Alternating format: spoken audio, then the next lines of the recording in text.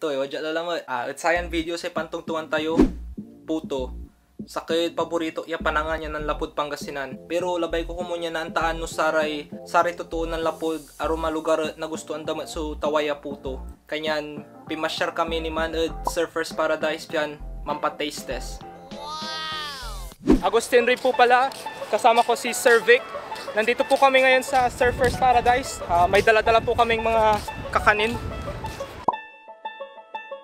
Hanap po kami ng mga tao na pwede naming tanungin para sa taste test. Kukunin po namin ang reaction nila. Sana walang violent reaction. Ano sa tingin mo? Wala yan.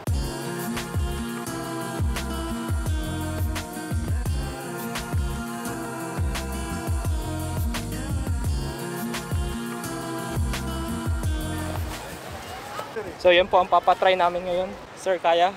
Kaya. Yes, so it's we call that puto in the Yes, Philippines. Philippines. And it's got cheese, it's got rice. Are you allergic to anything or? No, are there onions in it? No, there's no onions. No. So it's like a dessert. Thank you. Where are you from, man? I'm from India. That one is called puto. Puto. So it's rice cakes with cheese.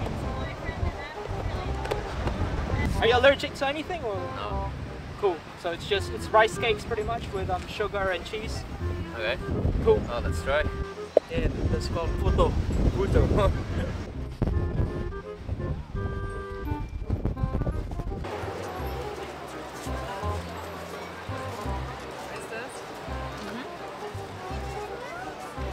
First impression, what do you think? Sweet? Sweet? Yeah, it's good. Good. Delicious. Good. Yeah, yeah. Nice. Correct. It's nice, not too sweet. I don't like it too sweet. Yeah, it tastes good. Tastes good. What about yourself, man? It is very good. The first, the top is a little bit sweet, then it goes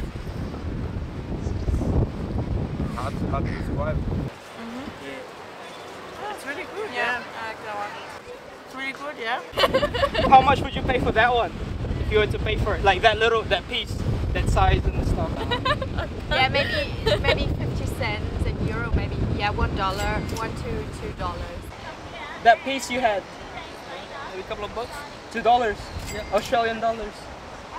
Yeah, if you put in a cafe or something, definitely they will sell it for $2.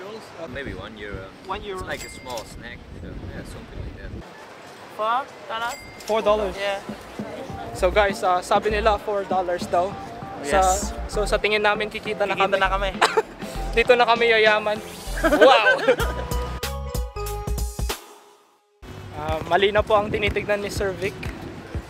Iba po atang target niya ngayon. Puto yung nakikita ko doon, ibang puto.